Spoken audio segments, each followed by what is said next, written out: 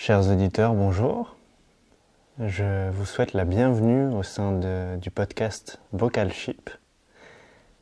Je m'appelle Marc Albi, âgé de 21 ans, et l'orientation actuelle de ma vie est de vivre de manière simple, fluide et organique. Et donc à travers cet épisode, je vous propose de voyager avec Marcelo et moi sur ce thème de simple, fluide et organique et de découvrir qu'est-ce que cela évoque chez Marcelo en particulier. Et je vous propose de capturer ce qui vous parle et de vous nourrir de nos dialogues, de notre échange. Donc je laisse la place à notre discussion et je vous souhaite une agréable écoute. Ce soleil est incroyable. Mais il sort tous les jours. Ouais. Des fois, il est derrière. Des fois, il est caché. Derrière des nuages. Ouais. Bon, eh bien, bienvenue Marcelo au sein du podcast Vocalship que j'anime actuellement. Tu m'autorises à enregistrer ta voix et ton image? Et pas de problème. Comment vas-tu? Bonjour, chers amis. Je vais très bien. Ouais? Ouais. Est-ce que tu peux commencer par te présenter en me disant qui es-tu? Ouais. Je suis un sujet de sexe masculin, né en 1953 à Buenos Aires et en 1978 je suis arrivé en France où je vis depuis. Où tu as quoi, pardon? Où tu vis depuis. En France où oui. je vis depuis. Oui, oui. Et j'habite dans cette maison depuis 1992. Voilà. D'accord. Donc à l'époque avec ta femme. Mm. Très bien. Ma femme et 2 enfants. 2 enfants plus un, j'ai cru comprendre hier du coup. Oui. Beaucoup d'enfants qui passent par ici. Oui, en soi, chaque personne qui passe peut devenir un enfant. C'est ça.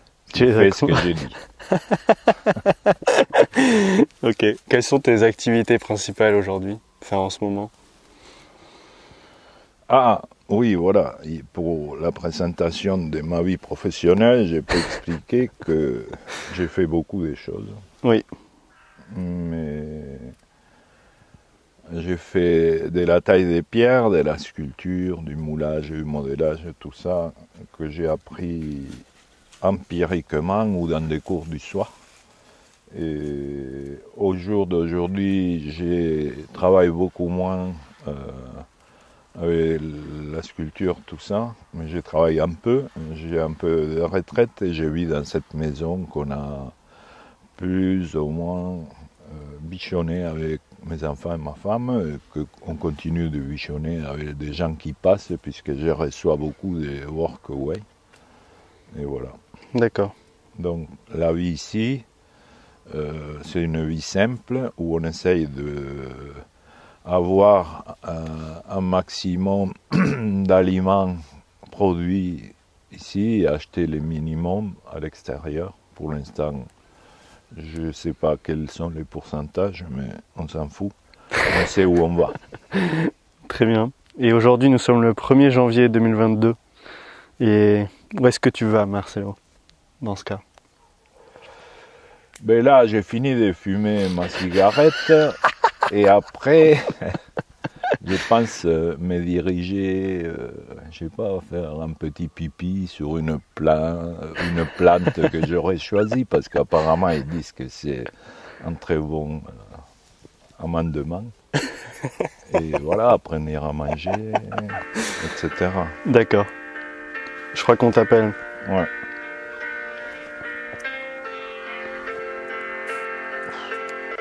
Ça demande de longtemps. Super. Désolé. Non mais je couperai. Pascal. Si. Ciao, ciao. Désolé, Non, c'est pas grave. cher ami. C'est un copain J'ai le niveau de batterie bas. Tu pourras pas recevoir d'appels. Nous n'avons pas beaucoup de temps parce que ça, c'est un prolongement de mon cerveau. Ton téléphone? Exactement. Non, mon téléphone, non. Mon ami Google.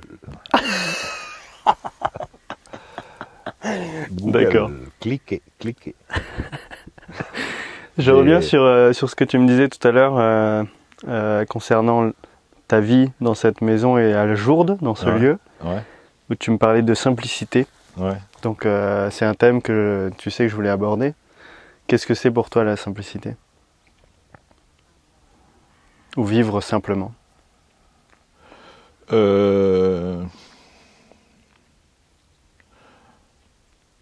C'est de vivre déjà avec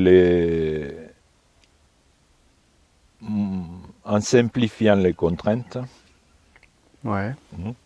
parce qu'on en a toujours.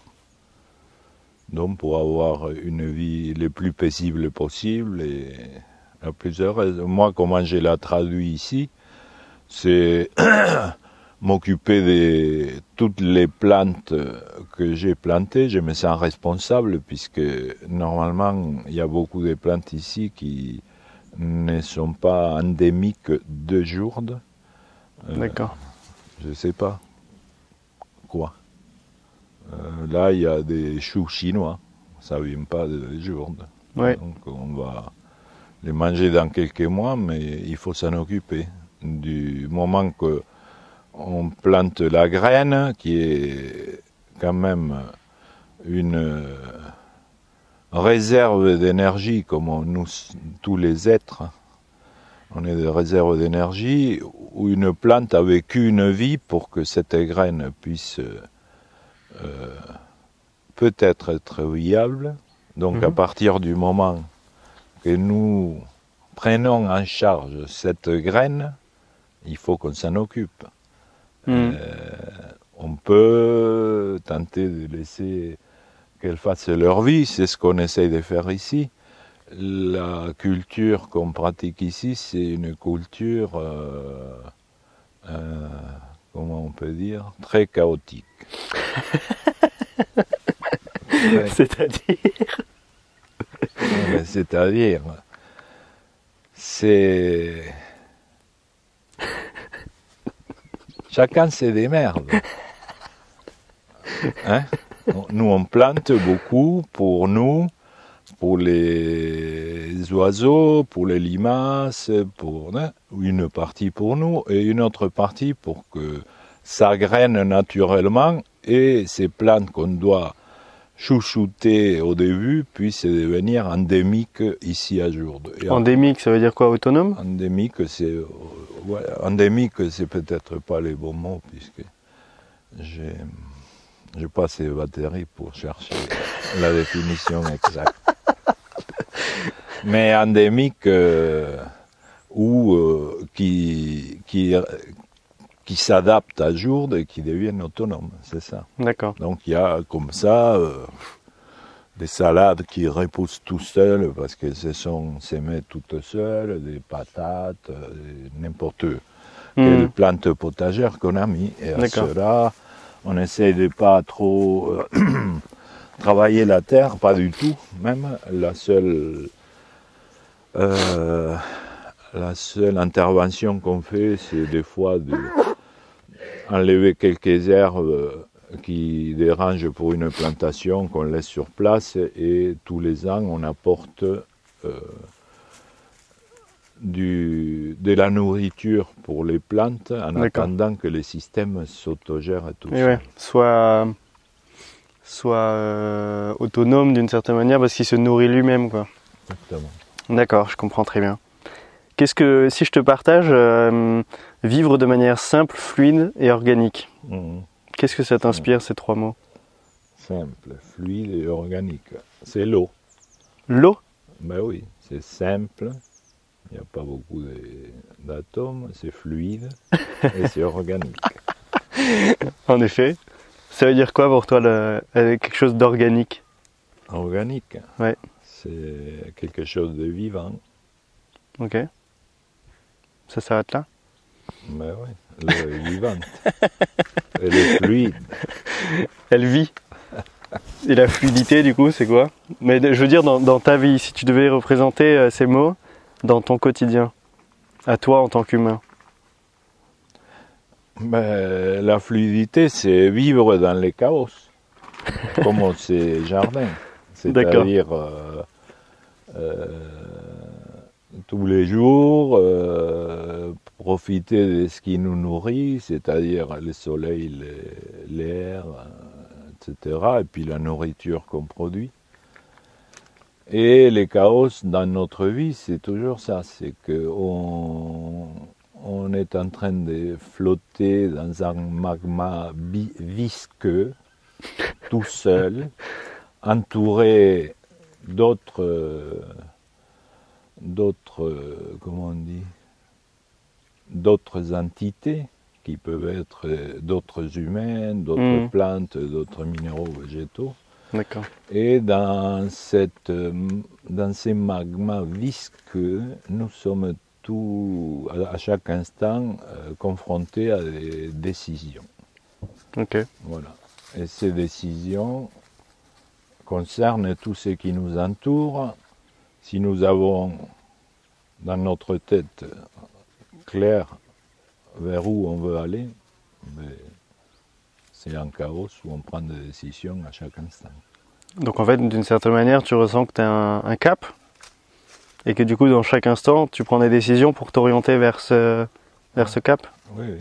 D'accord. Et est-ce que tu penses qu'on a tous un cap individuel ou on devrait tendre à avoir un cap commun? Ou on a déjà un cap commun qu'on exprime chacun de manière individuelle? Moi, je pense que chaque personne a une idée de ce que c'est son cap. Mais les gens n'ont pas clair de quelle manière aller vers les caps.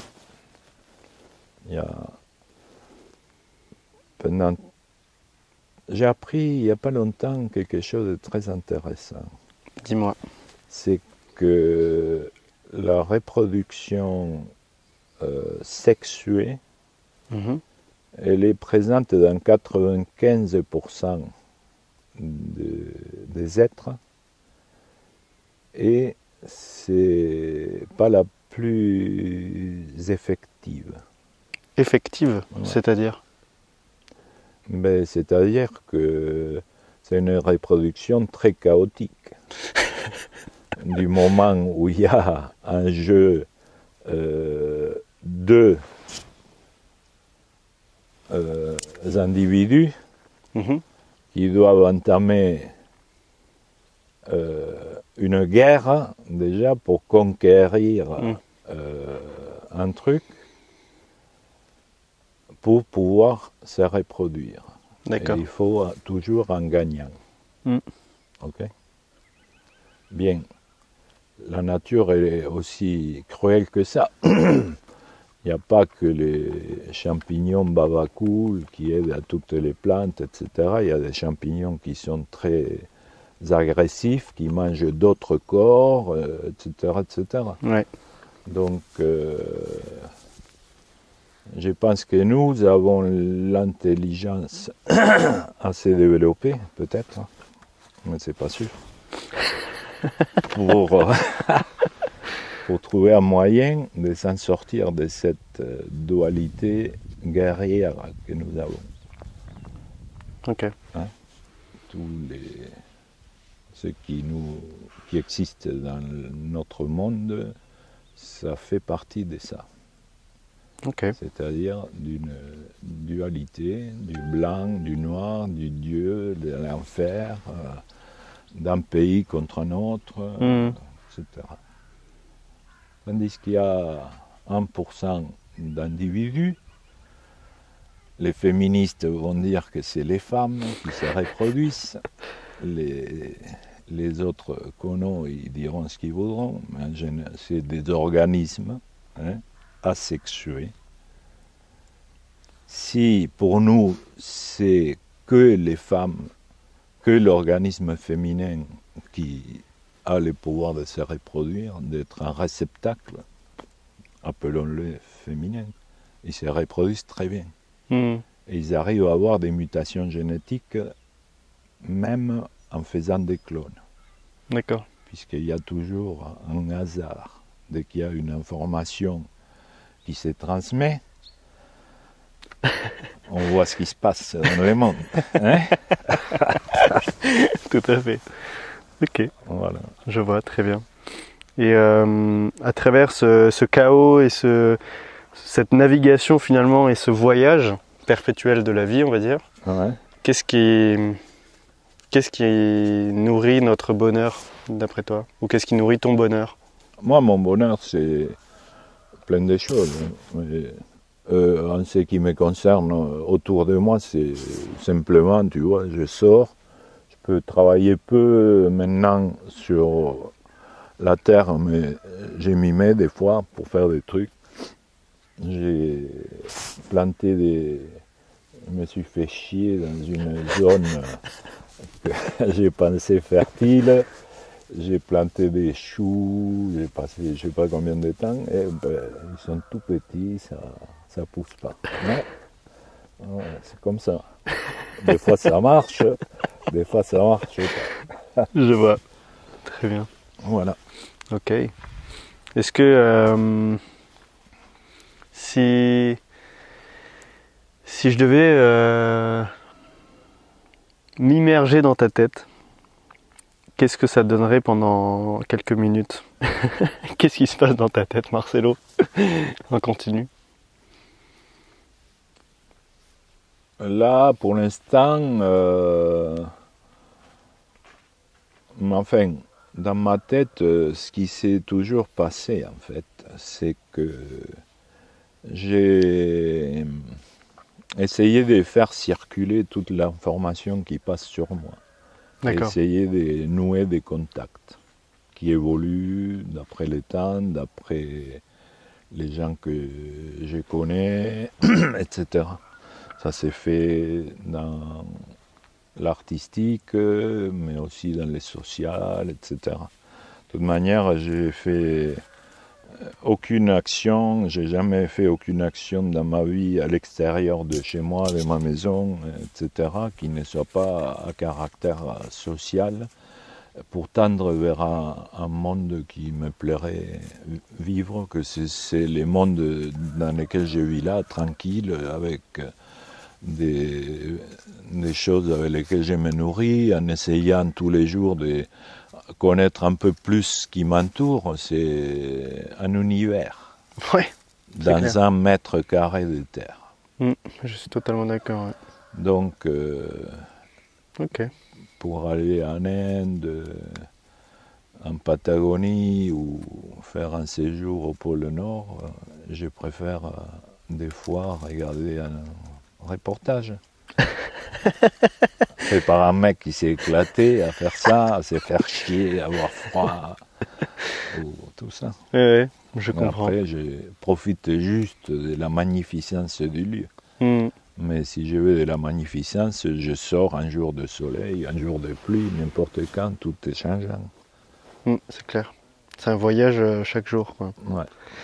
Et il y a quelque chose qui m'inspire beaucoup dans ta manière d'être, on va dire. C'est que je sens que tu es très perméable avec le monde. C'est-à-dire que la manière dont tu décris justement ce qui se passe dans ta tête, le fait que les informations circulent, comme si le chaos dont tu parles, qui est autour de nous, dont on fait partie finalement, tu es tout et rien à la fois. C'est-à-dire que tout transite à travers toi et en fait tu le retranscris et tu le retransmets en continu.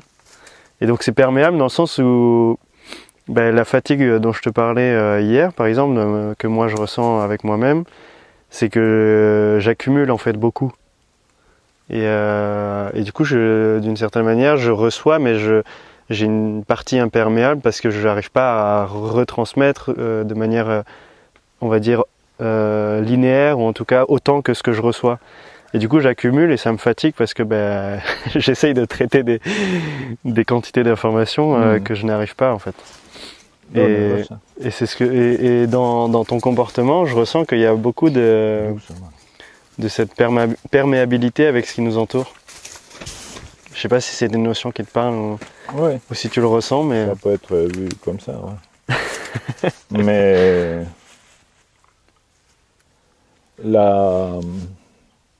l'imperméabilité, l'information c'est fait pour qu'elle circule.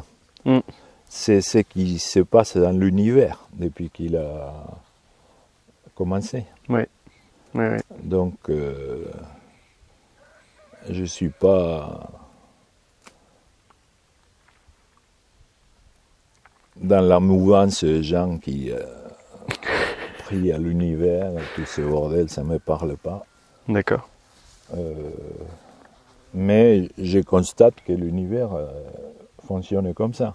Tu vois, la lumière, c'est le transport d'énergie qui se stocke des fois sous forme de roches, tu vois, sous forme humaine, etc. Puis, on ne peut pas trouver un sens à ça, ça nous dépasse. Ouais. C'est les problèmes. C'est pour ça qu'on a inventé des dieux, tous ces bordels, parce que les gens ils veulent comprendre, mais je pense qu'on peut comprendre jusqu'à ce qu'on peut, et au-delà on laisse tomber et on s'occupe de vivre. Ouais, ça me parle, Je vois bien. Est-ce que tu voudrais transmettre d'autres choses à travers cet enregistrement?